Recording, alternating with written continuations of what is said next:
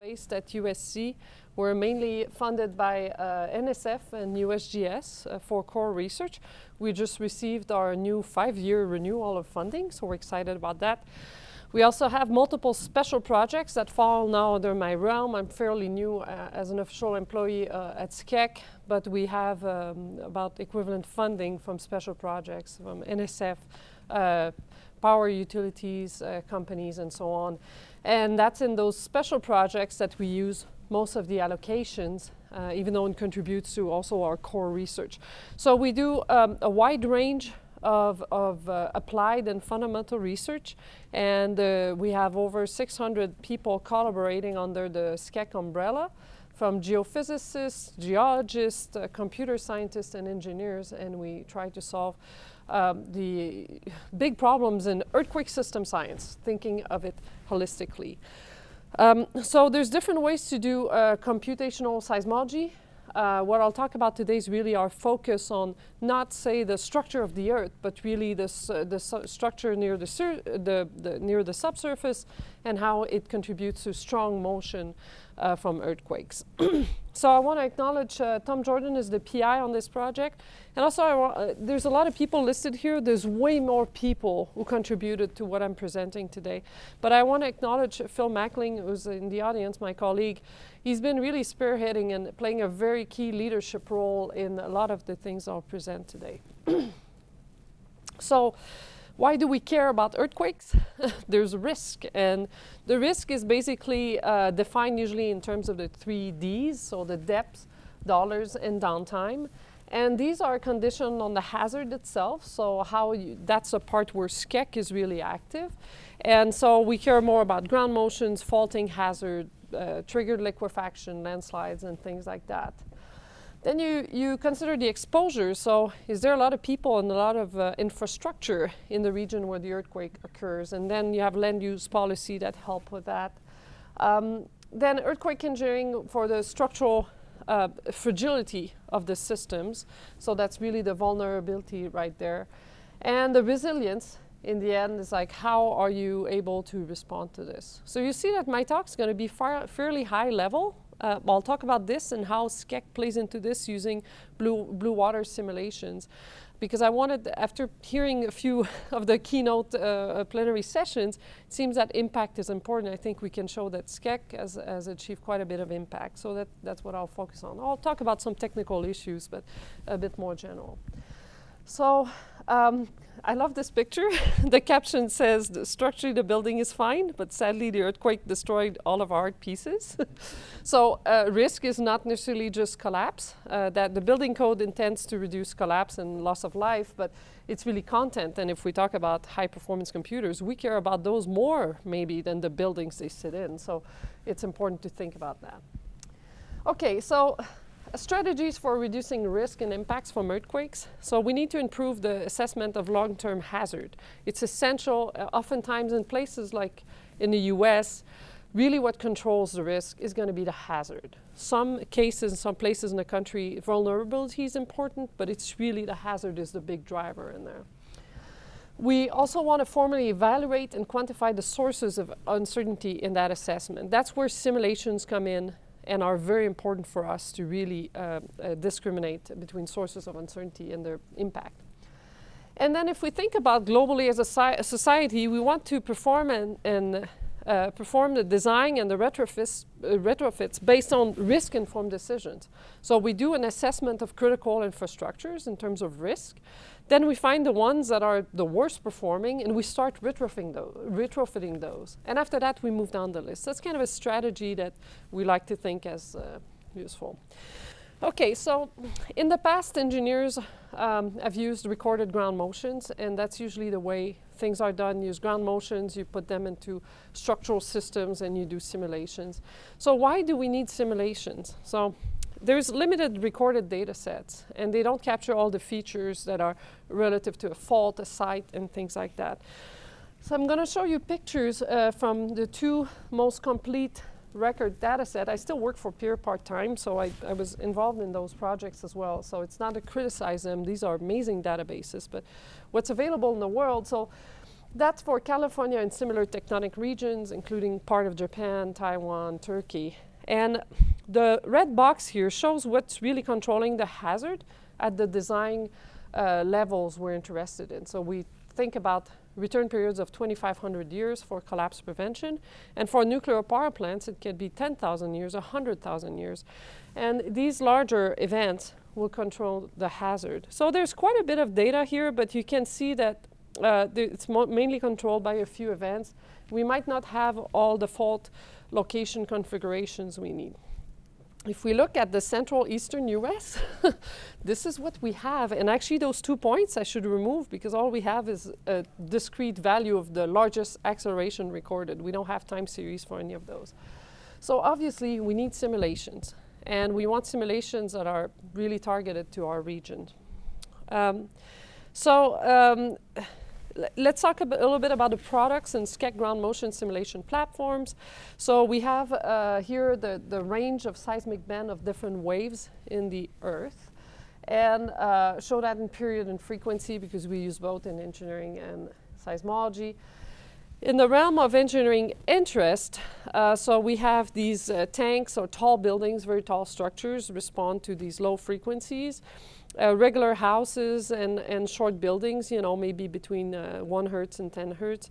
And then the stiff structures, nuclear power plants, dams, and of course high performance computers are going to be sensitive to higher frequencies. So we have that. And in SCEC we have multiple platforms. The broadband platform is a simpler, where 1D wave propagation system we have. It can run on a computer. It usually runs on clusters, but we distribute it.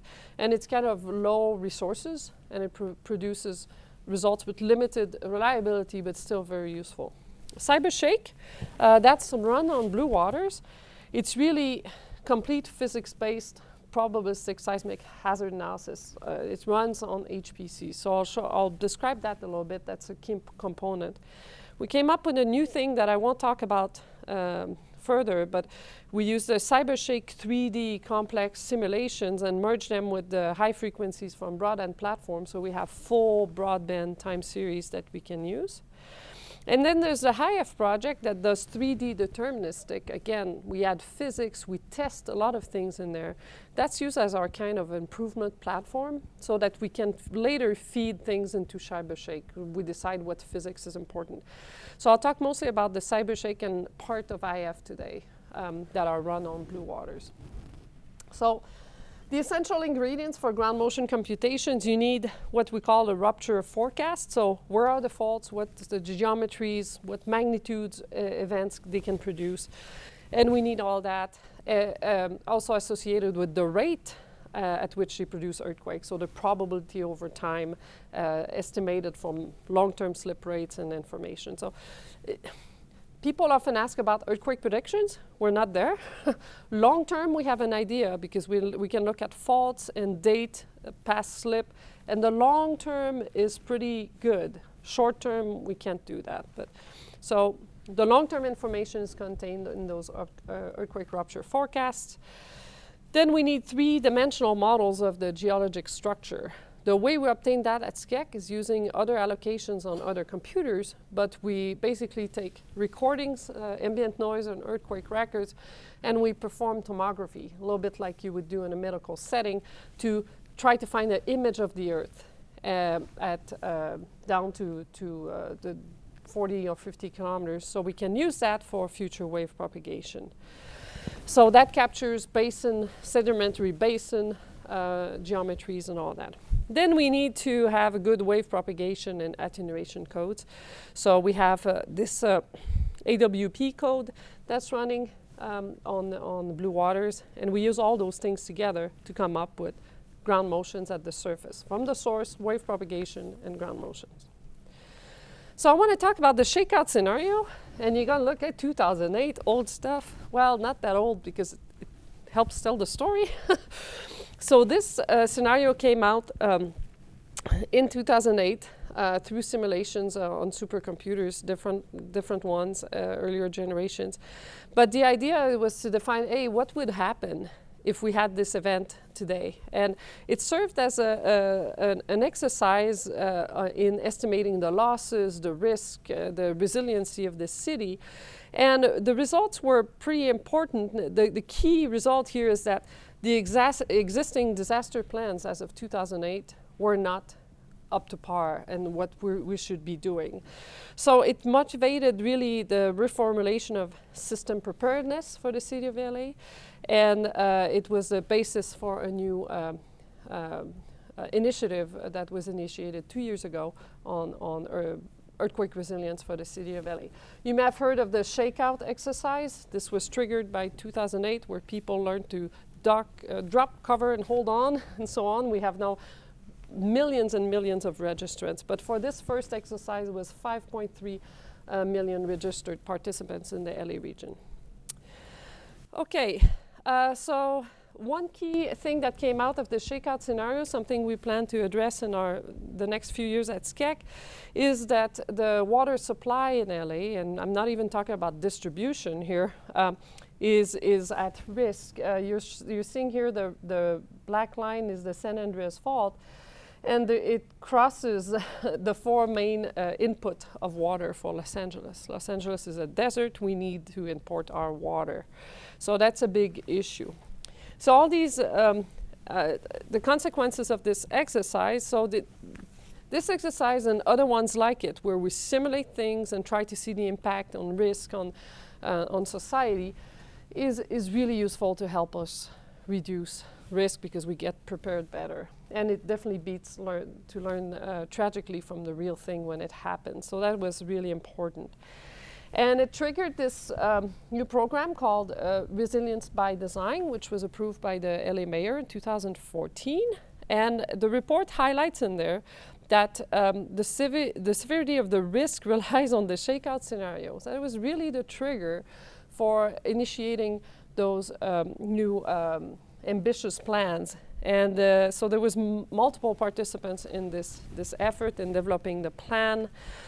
But it's really an ambitious plan to strengthen the buildings, fortify the water supply and distribution system, and enhance reliable communications, towers for cell phones and all that.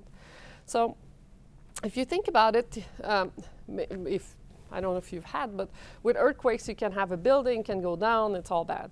With distributed systems, you can have these big cascading failures. You know, one component breaks out, everything else breaks out. It happened in 1906, where water supply was broken, and then fires started up. They couldn't have water, and so all these cascading failures, and a big water and sewer distribution. Same thing with electricity. You can have a failure at a weak point, and it trickles down, and the whole system is shut down by maybe something that costs $10 to repair. So it's really important to consider that, and the spatial distribution of ground motion is really important. That's why we need better models. Okay, so Los Angeles will have the nation's toughest earthquake safety rules. This was published in the LA Times in October last year. So what we've done so far has an impact, and we can see that. So I want to show you the shakeout scenario video. So that's, again, just one rupture. The map has been rotated so you can see everything. And so Los Angeles is here, and that's a coast. This is the rupture you see following that dashed line here. The rupture will start at the south and move towards the north. And I want you to pay attention to the intensity. So the brighter is the stronger shaking. But the key here is that underneath this, there's a 3D basin model that we have. And the wave propagation goes northward.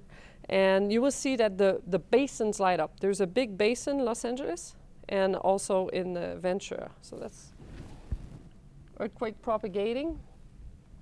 And you see how the waves kind of turn, and there's a focusing effect. And the shaking lingers and lasts very long for the Los Angeles basins. So that's something that was learned from those simulations. Now, I don't have a picture for it, but if we started the simulation northward and went down, because of the wave guides underneath, we didn't see this at all. The Los Angeles basins didn't light up the same way. So it's a combination of what we call rupture directivity, the geology and the basin structure makes the ground motions focus. But we don't know which way it's going to go. So, okay, so we learned that. I'll skip here. So CyberShake, let's talk more about what Blue Waters is helping us to do. So we start again with the earthquake rupture forecast I mentioned. We define the source model in terms of slip and all that geometry. Then we use our 3D velocity model and wave propagation code, and then we obtain seismograms. Okay, so that's what we do. So all these seismograms are associated with a probability that's linked to the original earthquake rupture forecast. We then compute a bunch of engineering parameters that allows us to create what we call hazard curves. You have basically the probability of exceedance here and the ground motion parameter we use. And that's in there. We can disaggregate to find out which magnitude distance contributes the most to our hazard. And the most important thing, we can create full hazard maps. So the CyberShake platform is mostly run on Blue Waters with some processes run on Titan right now. We completed this year the first map to last year to 1 Hertz, and 2 years before it was 0.5 Hertz. That's a 16-fold in terms of computational resources. And so we have 3,000 something sites in there. We generated 330 million synthetic seismograms. So that's a lot of quote-unquote records and a lot of more intensity measures or aggregated things or aggregated parameters for there. So it's run on Blue Waters and Titan. I have some of the specs here.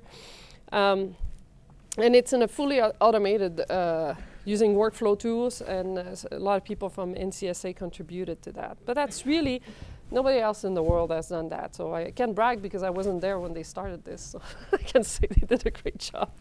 So CyberShake is really transformative. It allows us to do physics-based PSHA. The old way of doing that is you had the earthquake rupture forecast, and then you have empirical models, are very simple. And then, you know, it's not really region specific. They're based on global data sets. They're not very precise. So this is new. This is the leading model that's used in the USGS Urban Seismic Hazard Mapping Project. It's a source of new design maps under consideration by the building code. We're working with building code officials to include provisions on the tall building design. It was used as the database for machine learning of the new California earthquake early warning system that's still in testing mode. And it's also coupled with other products we have, I'm not going to go into that, to do short-term forecasting of earthquakes. Okay, so here's a simple, the hazard map from the simple model I described, empirical, like this. And then we have the kind of more site-specific CyberShake map.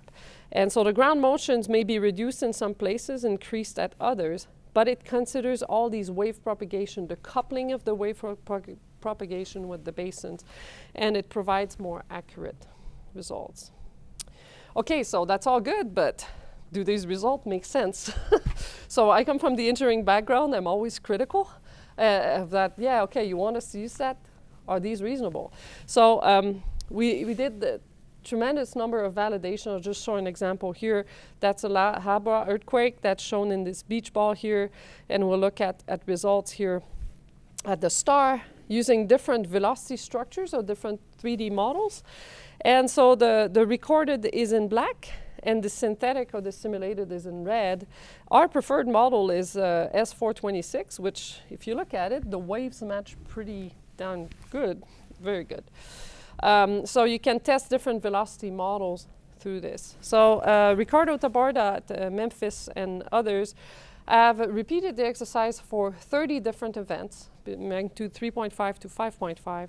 And then he compiled the goodness of fit using a suite of metrics. I don't have time to go over here, but the frequency content, duration, peak values, and all that. And so these are the 30 events here, and showing how the different velocity models work. And then they came up with these maps, and anytime you have a score above 6 or so, it's kind of a good score. And you can see here the maps with the best score and the CVM S426, showing that with all those different events, we still have a pretty good fit of the data. Okay, the HIF project, I mentioned that this is kind of our platform for doing research and pushing to higher frequencies.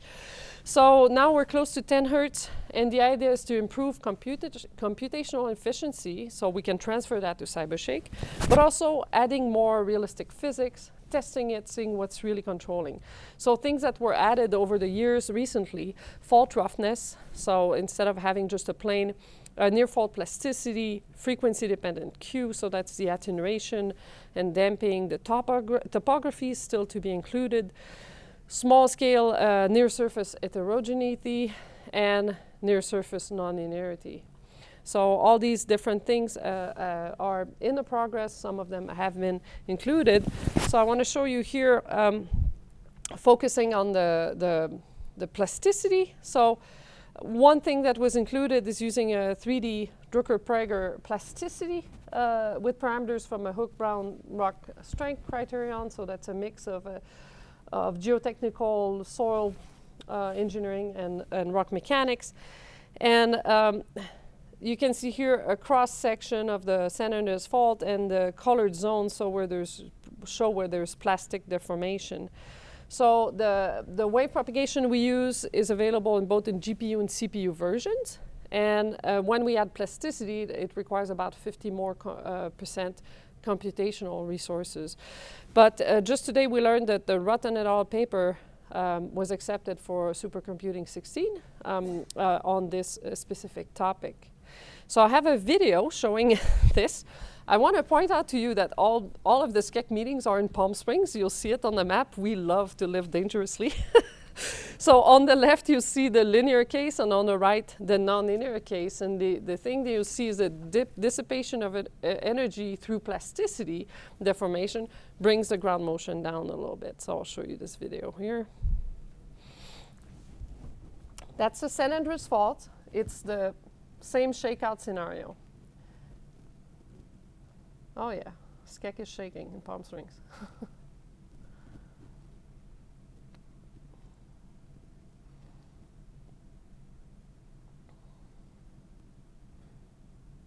So the seismograms develop as the waves go through.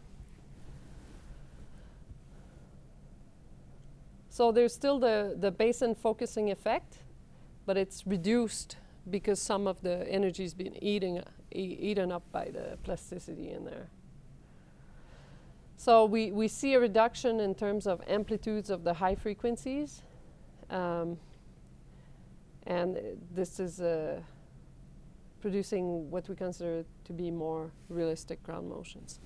Okay, so one more thing I want to bring up. So we also had funding from the PAID project to improve the methods. So with the IME project, improvement method enablers. So the science leads on there, the PI is the same. Yifeng Sui was really leading this effort. There's a big science team, and Wenmei was involved as the leader from NCSA. I want to acknowledge the people in bold, not the other ones are not important, but the people in bold contributed a bit more. From the San Diego Supercomputer Center, Dawei Mu and Daniel Rotten, and also here in the IME team, Carl Pearson and Peng Wang. So the idea is that it was using the same wave propagation code I just showed you with the plasticity. They established a baseline for performance of the code on Blue Waters. They integrated the GPU code with more realistic, the plasticity that we talked about. They optimized the computation for these new parameters. It added multiple new parameters and a lot of layers in the computation. And so I'll show you the performance in a second. And they plan to further improve the performance in the next couple months. So if we look at performance here, the blue line is the linear code run on CPU. And then if you use the GPUs, you get this orange line here. And it happens so that the 100% parallel efficiency is right underneath it. So they were able to achieve that and improve things with tremendous help from the IME group. Now they've been working on optimizing the nonlinear code, so that's the gray line. And when you get to 8,192 nodes, the efficiency is now at 93%. So this is pretty damn good. They still want to improve that. When you go to a larger node number, it drops to 84% because of communication issues. But they're working on that. So tremendous progress and a very good collaboration between NCSA and the SCEC team. So takeaways, tremendous progress achieved with Blue Waters. So we have now this state-of-the-art CyberShake tool that does probabilistic seismic hazard analysis. We better understand the physics. We can test it and see that it has better data fits. That's through the HIF project. And the key thing for SCEC is we're developing acceptance from the engineering community of simulations, me included. There's a lot of validation exercises. I just show a couple examples. The building code is considering CyberShake for the new version. The USGS is using that in seismic hazard maps, and I'll skip the last point, I didn't talk about it. So what's next? We want to go up to higher frequencies, so we extend the range of applications. We want to test and implement additional physics and see which are worth to roll into CyberShake. We want to add more complex new fault models. There's going to be a big task on the Blue Waters, we plan for that.